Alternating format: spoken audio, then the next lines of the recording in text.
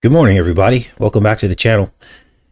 Thanks for those of you that caught the natural gas show last night. Did us like a kind of a surprise montage I thought was kind of funny, but also very serious at the same time. Methane is the new enemy of the state. I mean, it makes you wonder if GasX wasn't programming for the future, right? I mean, and this is despite the fact that magnitudes more methane is released during, for instance, a BLM prescribed burn. So I had some clips of that, of almost 1 million acres every year that's just burned, which releases methane, and I showed that in the video yesterday. Magnitudes more than any stove, any methane or propane stove is going to release. Or when you think about the billions of decomposing carcasses in the oceans and on the land across the planet. And you also think about all the methane released on all of the rest of the world in the non-compliant countries that kind of do what they want, which they should be able to do what they want, like the whole entire continent of Africa.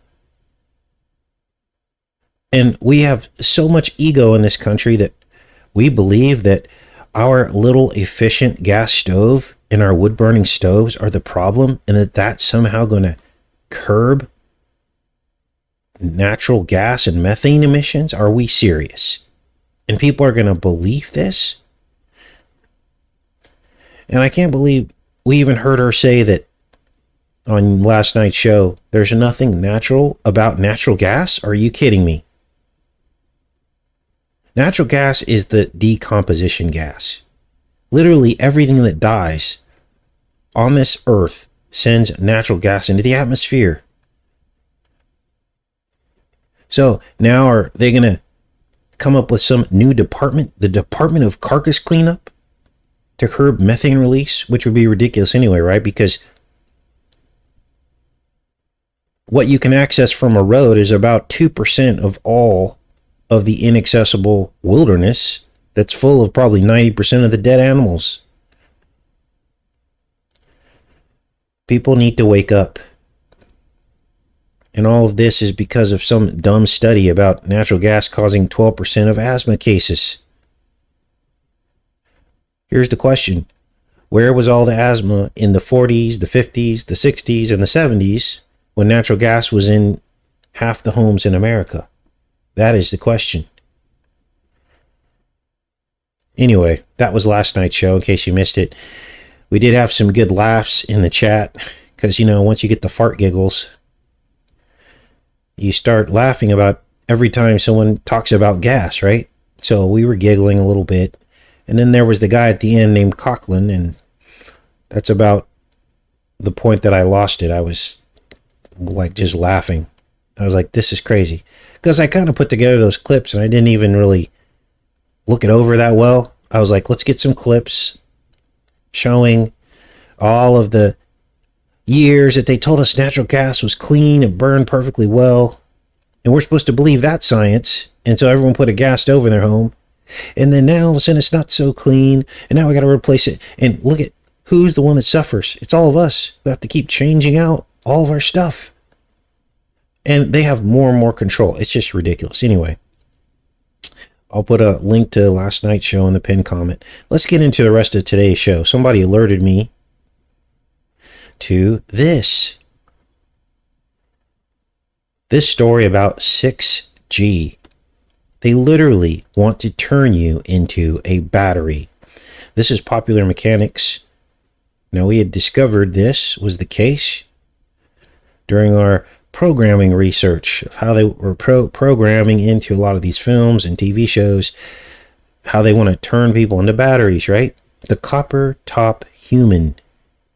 But now it's becoming a reality. Now I'll put a link to our copper top matrix human battery playlist for you guys in the pinned comment as well. But let's read about what they're up to with 6G and how this is right out of the movie The Matrix. Scientists want to use people as antennas to power 6G. They're not kidding. This just posted on January 6, 2023. The future of 6G telecommunications could come from visible light communication. Researchers at the University of Massachusetts believe using humans as part of the antenna system offers the most efficient way to harvest waste energy. In the process, humans could wear coiled copper. And we've been talking a lot about coiled copper, haven't we? The IUD, reeving coiled things as portals. We told you that copper was integral in opening portals, albeit not good portals, bad portals, to possession. And now they want to put one of these copper portals on top of your head to let the demons in. Now people will actually do this. Let's read about this. We don't know yet exactly how 6G wireless technology is going to work. Now remember, Trump signed in 5G, 6G, and beyond during his presidency, so he knows something. He has the technology. He has the power. But researchers at the University of Massachusetts believe using humans as antennas to power 6G may be the most viable way to harvest additional energy that would otherwise get wasted.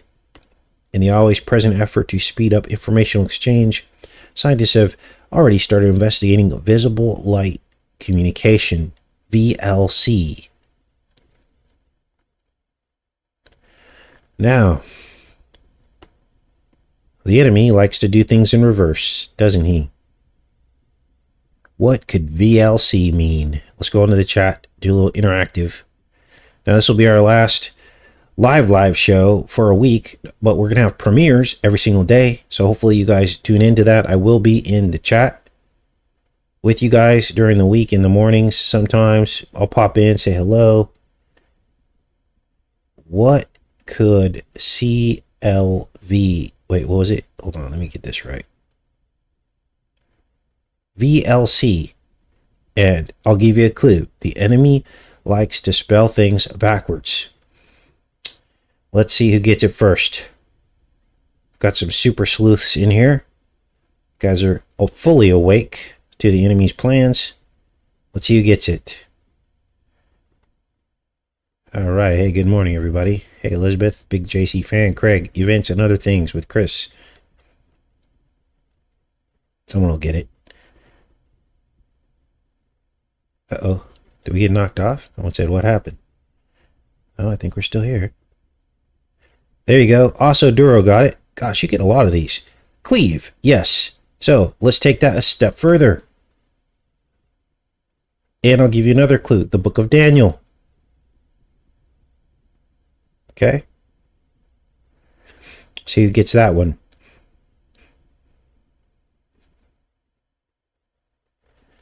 All right. Nope. Book of Daniel. Takes a minute for this to catch up. So, Cleave and Book of Daniel. Thanks, Mac TV. Much love. Love you too. I might have to give you guys the answer to this one. I know it's early. Yes, Wiley got it. But shall not cleave. So the book of Daniel says, they shall mingle themselves with the seed of men, iron and watery clay, which is metal, miry clay, but the two shall not cleave. So, is this why they named this cleave backwards? Is this the metal with miry clay that they're trying to mix together? Makes you wonder, doesn't it? Now, of course, this is copper and it's not steel or metal. But who knows? Let's keep reading here. Basically, a wireless version of fiber optics that uses flashes of light. Oh, there's another verse that comes to mind. He shall transform himself into an angel of light. Wow. First, some background on 6G. As a refresher, 5G, what is considered the fifth and most recent generation of cellular broadband networks, is still in its infancy. True 5G networks operate at millimeter wave frequencies. Yes, we know that because it makes our heads hurt, doesn't it? Let's keep reading down here. The definition of these cellular generations are defined by global partnership. Oh, there's a global partnership for internet. Huh, globalism. Given the history of the never-ending march of technology, it's inevitable that 5G will be replaced by a new network in the future. If it just isn't entirely clear what 6G will be.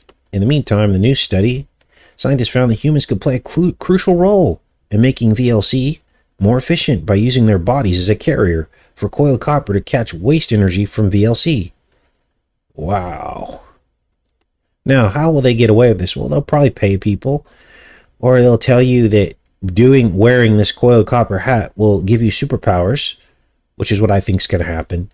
That was Tesla's dream, was to make every human a god. LED bulbs can then transmit data and everything with a camera. Like our smartphones, tablets, or laptops could be the receiver. The downside of VLC comes from a high rate of leakage of energy with the emitting of side-channel radio wave signals. Researchers believe that they can harvest the wasted energy. They can put it to good use by powering small electronic devices. So basically, you will become a battery that will power your small electronic device. Let's keep reading here. After experimenting with wires, coils, and backgrounds, scientists realized the human body offers the best medium, up to 10 times better than any other setting tested, for amplifying a copper coil's ability to collect leaked RF energy. They then built the bracelet, an inexpensive gadget that is meant to be worn on the forearm. Oh, mark on the right hand, the right forearm, but can adapt into a ring, a belt, or a necklace to harvest lost energy. Wow, this could be the mark. Now understand that getting poked with things is preparation for these later technologies. Okay? So this is why I kept saying to you guys, people are like, oh, is the poke the mark? And I'm like, well, it's probably a precursor to something. Never really changed my stance on that. Because Revelation talks about also having to worship the beast. There's two components. It says all will receive the mark, great and small, rich and poor. But then in the end, you also have to worship the beast in order to be condemned. The coiled copper bracelet can reach up to microwatts, enough to support on-body health monitoring sensors, which require little power to work. Wow, so you're going to basically be a cyborg. They're going to have sensors on your body, tell you if you're eating too much sugar. By then, will have outlawed sugar and stuff. You know, like they'll probably be telling us exactly what we're supposed to eat. Wow. So, this is the future, you guys, 6G. Now, I have an update for you guys on this missing woman in Massachusetts.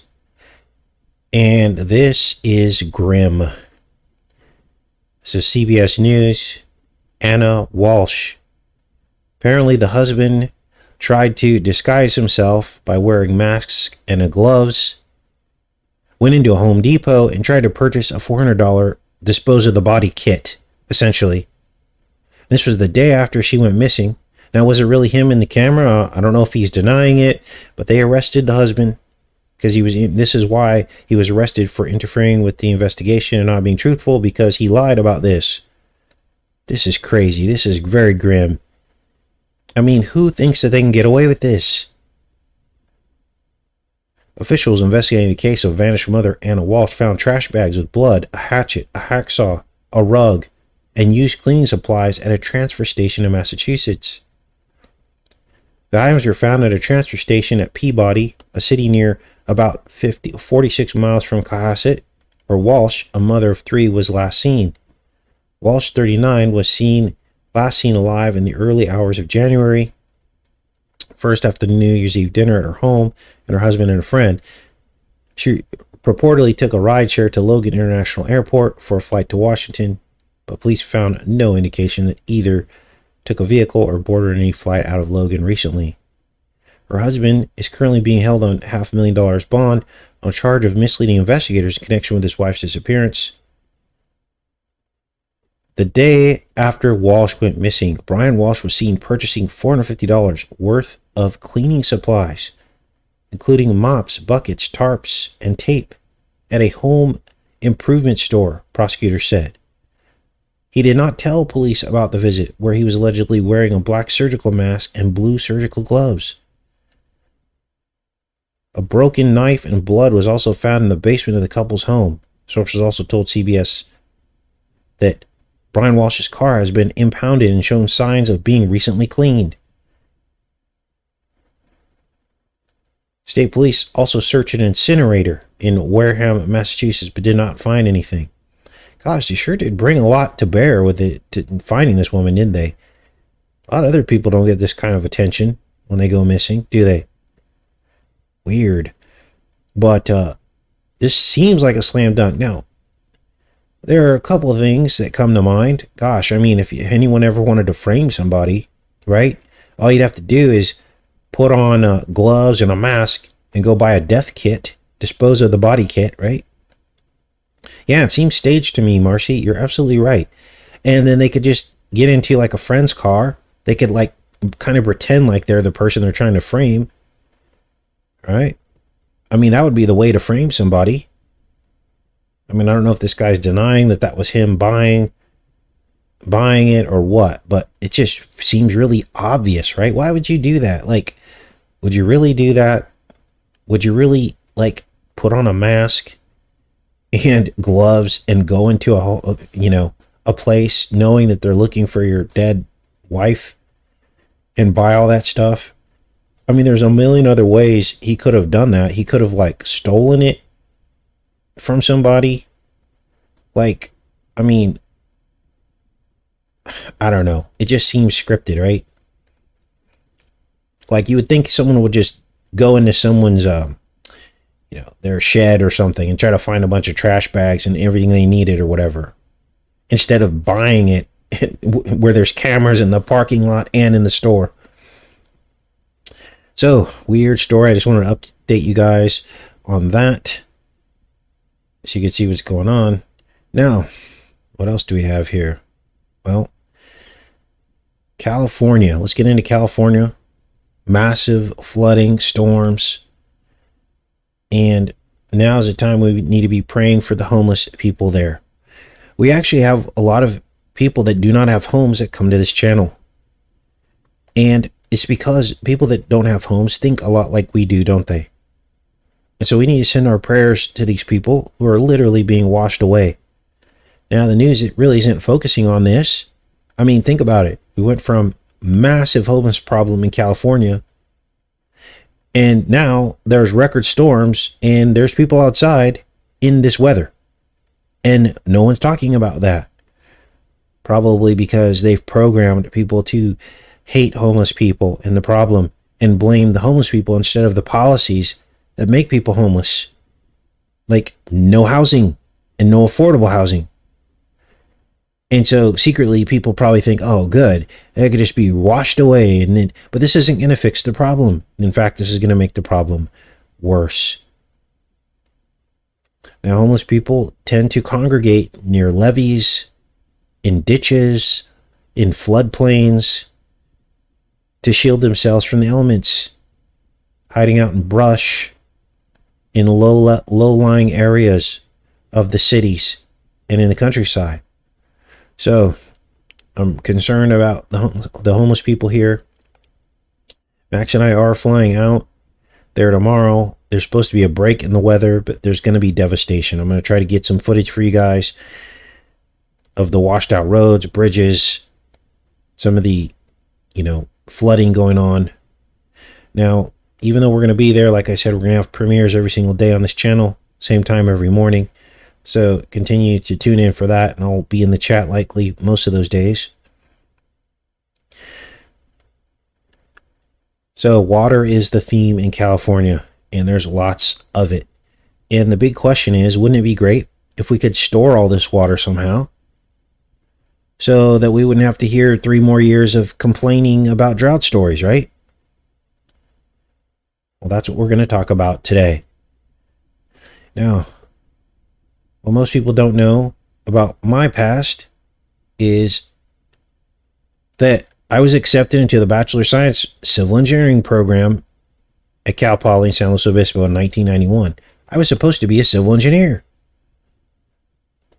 I was in the program for about a year, then I changed majors, but I'm glad God took my life in a different direction, given some of the chilling discoveries that we've made about the dark spiritual energies and engineering alignments that we have found from the air in Google Earth, like the one in Manhattan and around the United Nations building, surrounded by all the pharmaceutical headquarters and Trump World Tower. Civil engineering, roads, bridges. We found all the roads in lower Manhattan were aligned to 119 degrees, the opposite of 9/11, long before 9/11 ever happened. So, had I continued along that path, I would have probably ended up in the Freemason Club. Because you have to understand that the people who build everything are likely Freemasons and engineers, and they are the ones building the matrix around us to enhance the spiritual oppression. So, after the civil engineering program, I transferred into graphic communication, or probably God thought my skills would be better used, which I use those very same skills today to research and present information to you guys. Kind of neat how God works, doesn't he? And I think that that's what he probably intended for me all along. To expose evil, not to join it. Now our channel has kind of been stuck for a while. Every single day I get people telling me, hey, I found you again. YouTube unsubscribed me, even though they were regularly and consistently watching the channel. This is how YouTube has kept us down. Now I'm not saying I'm the only channel this is happening to, but there's something going on with the algorithms. Thought that they don't want out there, they simply start unsubscribing people from your channel. And if the person forgets about your channel, they stop watching. So, why am I bringing up my civil engineering past? Well, because I know a lot about civil engineering and what can be done to solve some of the world's problems. Solutions that might not seem obvious to most people, but they're hiding in plain sight. And that brings us to California's quote-unquote drought problem. Because there shouldn't be a drought problem in California. Why? Because about every 5 years or so, California has a wet year. Right? A storm event, which billions of gallons of water fall as snow in the mountains or flow through the rivers and out into the sea. The snow melts and trickles down some of that water into the valleys for a while, for maybe the year and the year after. But once that's gone, California essentially goes dry for another 4 years. And this has been the cycle for as long as I can remember. And nobody seems to know what to do about it. Remember Oroville, the Oroville Dam? That was about 5 years ago, wasn't it? They got so much rain, the thing filled up and there was flooding. So I posed this question to you guys. Can water run uphill? Well, of course not, right? But sending water uphill with the help of pumps is something that California has already been doing for a very long time. This here is the Edmonton pumping station. Edmundston, it's called. Pumping plant. I got some pictures of it here for you guys. And this thing is a modern marvel. It pumps water uphill almost 2,000 feet. An elevation well above most reservoirs in the California foothills. And the question is, where is this water being pumped to? Well, this particular pumping station pumps water, billions of gallons of water, back up into the Southern California and Los Angeles area. But why aren't they pumping some of this water back up into reservoirs during wet years? That's the question. Why are we building trains in California, trains to nowhere, when there isn't even any water. So here's Edmonston. It pumps his water over the Tehachapi Mountains into a branch of the California Aqueduct to service Southern California. Now, here's what can be done. California has over 1,300 reservoirs, some of them small, many of them very, very large. And these reservoirs sit all along the foothills. Now, this image you're looking at here is looking from Sacramento down to Los Angeles, which is like down here. And so you're looking from north to south. And then here are the Sierra Nevada mountains, these very tall mountains, usually covered in snow. And all along this middle section here in these foothills are all of these reservoirs. Here's Folsom. There's like Pardee Dam, all of these reservoirs. And much of the year, these reservoirs are either half capacity, quarter capacity, very low capacity.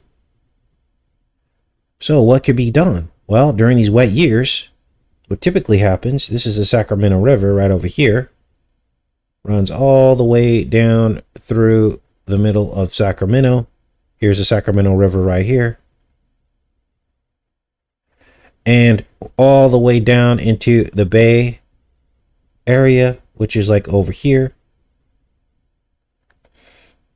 And all they need to do is stick one of these pumping plants down here before the Sacramento River empties out into the ocean, send it back up above these reservoirs, which sit at about 1,000-foot elevation. The highest one of these reservoirs is about 1,000-foot elevation.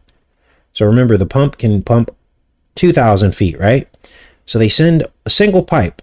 That's all it takes, up through these national forests. I know there's topography here, but you can't tell me engineers can't come up with a flexible pipe, right? That can go up above these reservoirs, pump water up, and then have the water just fall right back down into the reservoirs through the natural watersheds. Gosh, the trout fishing would be amazing, right? So pipe goes through. I mean, this is gardening 101, right? Pipe goes through, poke a hole in it, drip, poke a hole in it, drip, poke a hole in it, drip. And now your reservoirs are full from the wet years. Because here's the problem. Yeah, there's a lot of snowpack up here. But as soon as that snowpack's gone, these reservoirs go empty and they rarely ever really fill up. So it seems like a slam dunk, right? But apparently no one's come up with the idea yet. Now here is the Edmonston pumping station, and this gives you an idea of the magnitude of this project. Rising up 2,000 feet.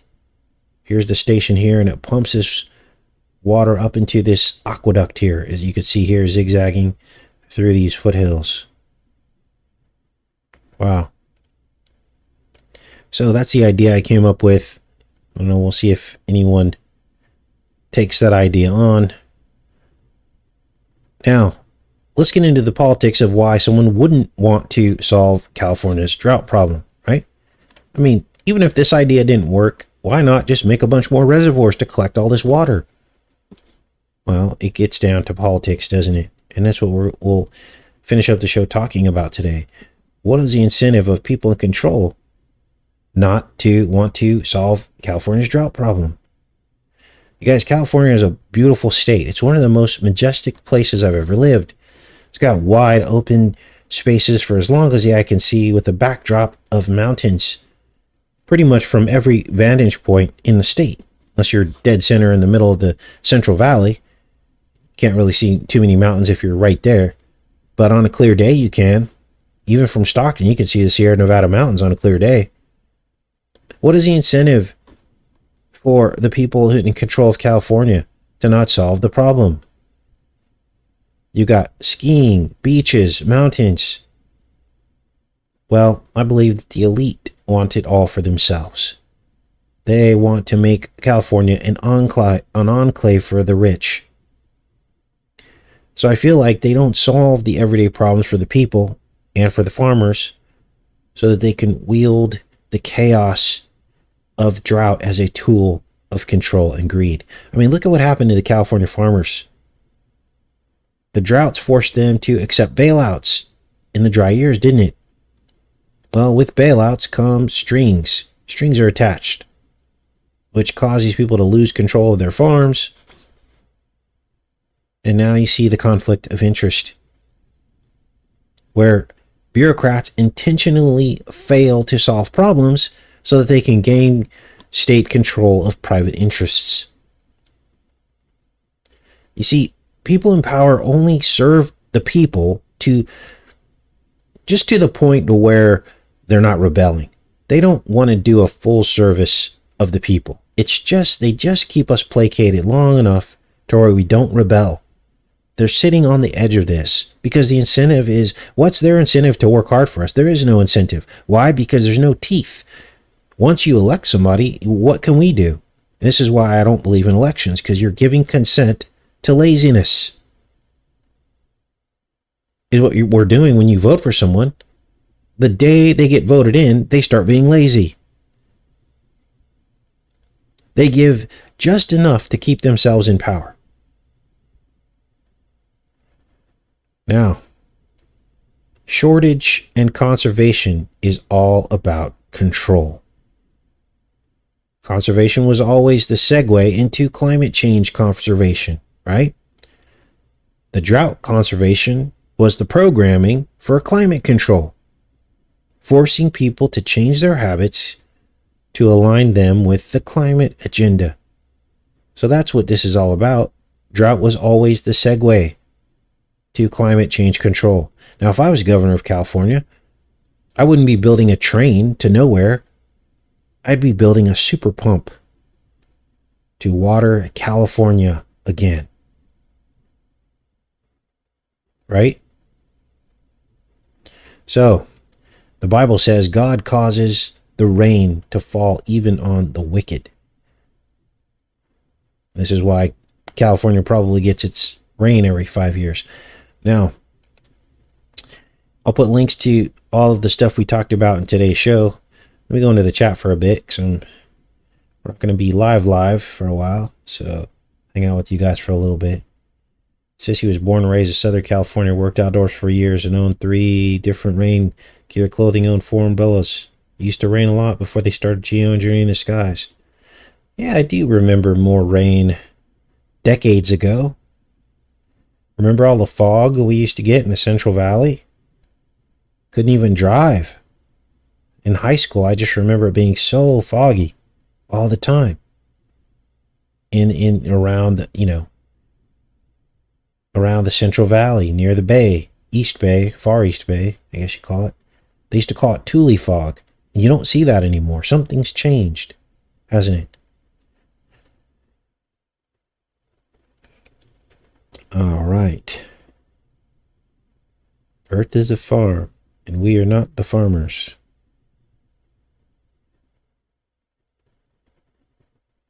Okay.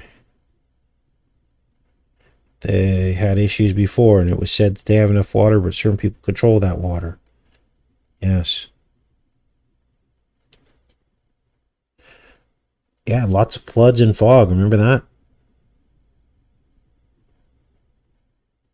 The culling is quite obvious. It's obvious to me, too. All right, take care, Randall. Randall's got to go to a Bible study. All right.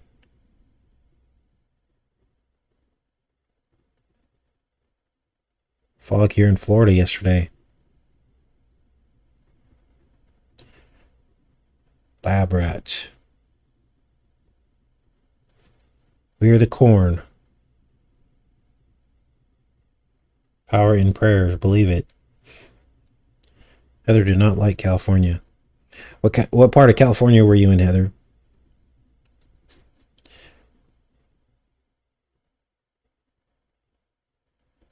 It's definitely different.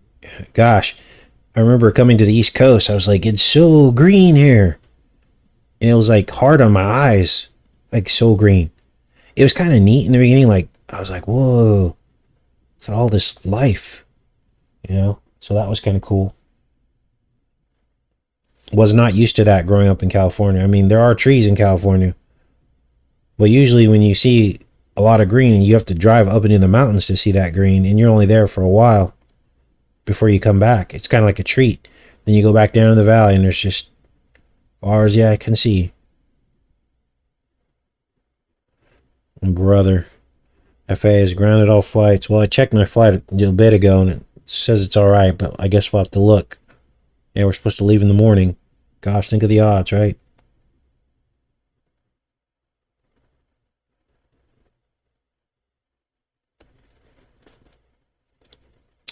All right. Foggy in the redwoods a lot. Yes.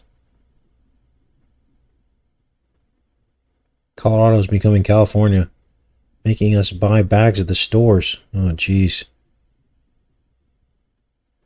Yeah, I'm not a fan of the policies of California, or I was talking about the state being a beautiful state if like there were no politics in it.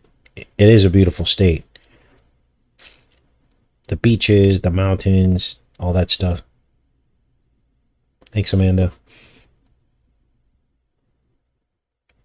Pomegranate owners and almonds are an issue because they had control of the water, gave workers bad water, says Amy.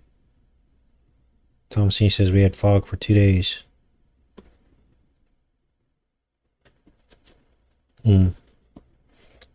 All right. Well, I guess I'll let you guys go. Nice chatting with you. Hope you guys have a great rest of your day. Much love. Take care and be safe, everybody.